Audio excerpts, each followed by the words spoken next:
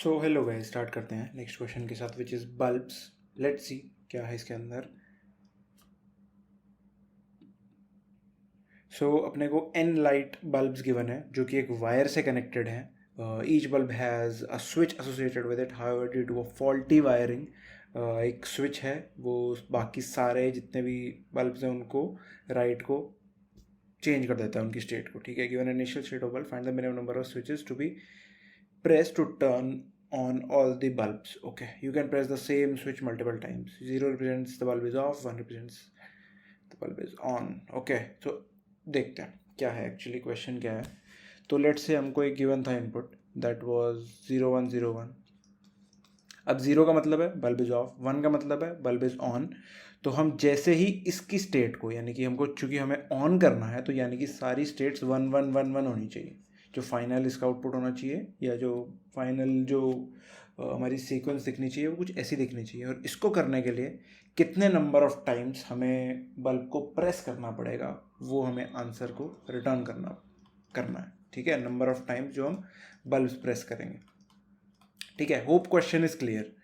अब होगा क्या कि अगर हमने 0 को प्रेस किया तो इसके राइट में जितने भी हैं वो सारे के सारे ऑल्टर हो जाएंगे। राइट, यही उन्होंने बोला है। ठीक है, जिसको हम यहाँ देख सकते हैं, due to faulty wiring a switch also changes the state of all the bulb to the right of the current bulb. Right, so अगर मैं यहाँ पे इसको 1 करता हूँ तो ये 0 हो जाएगा, ये 1 हो जाएगा और ये 0 हो जाएगा।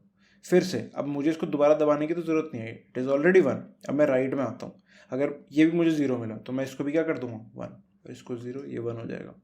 फिर से आते हैं, ये 1 है, इसको दोबारा दबाने की ज़रूरत नहीं है। 0 पे आते हैं, इसको 1 करेंगे, ये 0 हो जाएगा। फिर 1 1 1, ये 0 है, इसको 1 करेंगे। तो ये कितने स्टेप्स में हुआ? 4 स्टेप्स में, और इसका आंसर भी क्या ही होगा? 4। Hope question is clear. थोड़ा सा इस पे जो हमें डायरेक्ट अप्रोच दिखती है वो क्या है कि एक काम करो जी, आओ लूप में 0 है, बाकी सबको 1 कर दो। i इक्वल टू 0 से स्टार्ट करो, j इक्वल टू i+1 से n चलाओ, i को चेंज करो, अगर 0 है तो इसको 0 कर दो, इसको 1 कर दो, इसको 0 कर दो। फिर से उसके बाद नेक्स्ट पे आओ, ये 0 है, एक काम करो बाकी सबको फिर से ऑल्टर कर दो। ठीक है, तो हर बारी n के लिए हम बाकी n-1 पे काम कर रहे होंगे। ठीक है, n-1 पे गए तो n-2 के लिए काम करेंगे। तो this is n square approach. Hope this brute force is clear, easy and simple. और जो हमने यहाँ किया है एग्जैक्टली वो काम हो जाएगा, बट हमें इसको करना है ऑर्डर ऑफ n में, थोड़ा सा इसको ऑप्टिमाइजेशन के साथ करना है इसको। ठीक है, तो वो कैसे होगा देखते हैं। देखो, हमें एक बात तो क्लियर है कि मेरा जो डिसीजन होगा वो मेरे राइट के सभी को इम्पैक्ट करेगा ही करेगा। ठीक है, तो अगर मैं इसको 0 को 1 करता हूँ तो 0 1 0 हो जाएगा। अगर मैं इसको फिर से दबाता हूँ, फिर से एक और बार करता हूँ, तो ये 0 हो जाएगा, ये 1 हो जाएगा, 0 हो जाएगा, 1 हो जाएगा। तो मतलब हर दूसरे स्वैप पे मेरे पास सेम स्टेट आ जाएगी जो राइट की है। ठीक है, ये बात मेरे को यहाँ दिख रही है। तो इसी को लेते हुए मैं क्या करूँगा, लेट से मेरे पास 0 आया, मैं बोल दूंगा यार आंसर में इंक्रीमेंट कर दो, आंसर को 1 कर दो। ठीक है, आंसर को 1 कर दो और इसको हम आगे बढ़ जाते हैं। अब मैंने एक बार स्वैप किया था तो इस क्या क्या होगा कि ये कुछ ऐसी कंडीशन बन जाएगी, ऐसी कंडीशन बन गई है ना।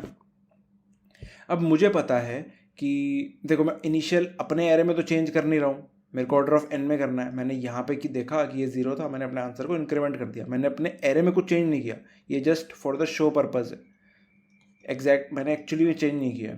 ठीक है, तो अब क्या होगा, अब मुझे पता है कि यहाँ पर 1 है, मेरे को दिख तो रहा है 1 है, बट एक्चुअली में क्या पड़ा है 0। तो ये ब्लफ है, ये एक ब्लफ है कि यहाँ पे 1 दिख रहा है बट एक्चुअली में ये 0 हो चुका है बाय माई एक्शंस ओनली। ठीक है, तो वो मुझे कैसे पता चलेगा? देखो, चूंकि हमने एक बार स्वैप किया है, हमने एक बार स्वैपिंग की है 1 टाइम, तो state must have been changed.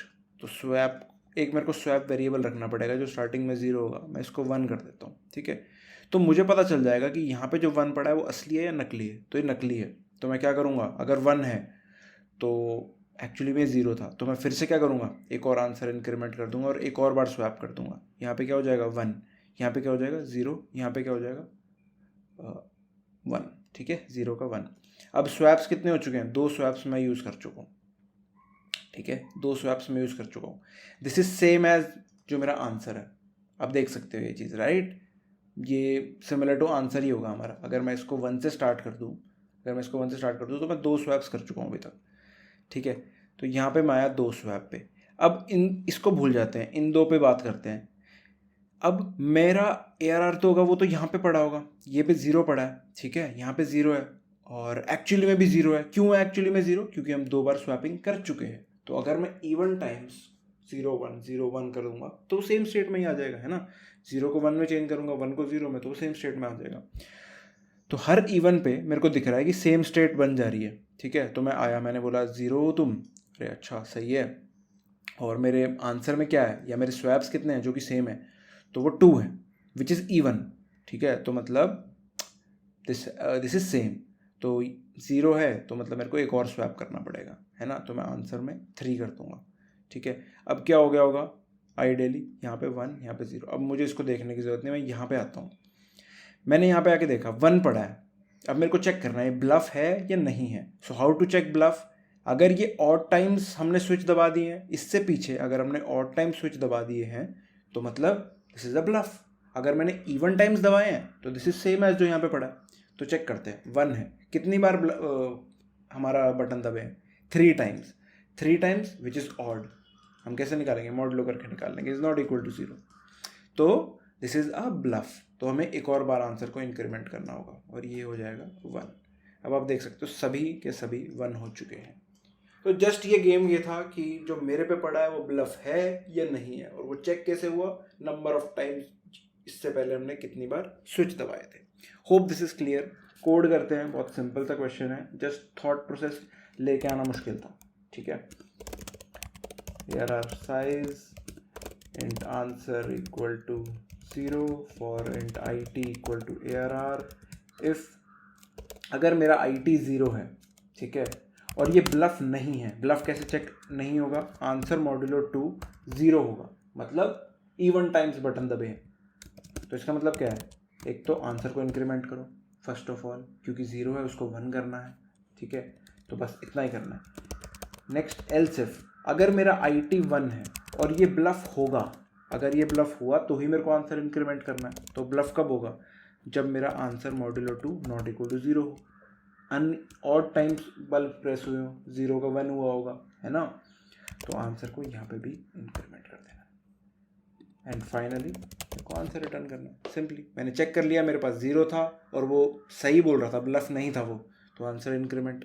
अगर वो 1 था और वो ब्लफ था तो भी मेरे को आंसर इंक्रीमेंट करना, सिंपल। हाँ, और फाइनली आंसर को रिटर्न कर देना, ठीक है। इसकी टाइम कॉम्प्लेक्सिटी दिख ही रही है, ऑर्डर ऑफ n है सीधा सीधा। जस्ट हमें ग्रीडीली ये बात सोचनी थी कि हमें कैसे अपने आंसर को निकालना है, तो हमने वो कंडीशंस निकाल ली, rather than updating an array going to n square. Simple, ठीक है। लास्ट बारी मैं बता दे रहा हूँ, मेरे से पीछे जितनी बार भी दबा होगा, अगर वो ऑड टाइम्स दबा होगा तो इसका मतलब मेरी स्टेट चेंज हो गई है, स्टेट हैज़ बीन चेंज्ड। अगर मुझसे पहले इवन टाइम्स दबा होगा तो my state remains the same, ठीक है। Hope this is clear. I hope I am able to make you understand and अच्छा लगा सब्सक्राइब करना। अगर अभी भी समझ में नहीं आया तो 1-2 बड़े बड़े टेस्ट केसेस पे आप ड्राई रन कर सकते हो, लाइक 0 0 1 1 0 1 ऐसे पे। इस टेस्ट केस पे आप ड्राई रन करके एक बार चेक कर सकते हो, ठीक है। अच्छा लगा सब्सक्राइब करना। इंस्टाग्राम लिंक डिस्क्रिप्शन में है, फॉलो कर सकते हो। बाय बाय, नेक्स्ट में मिलता है।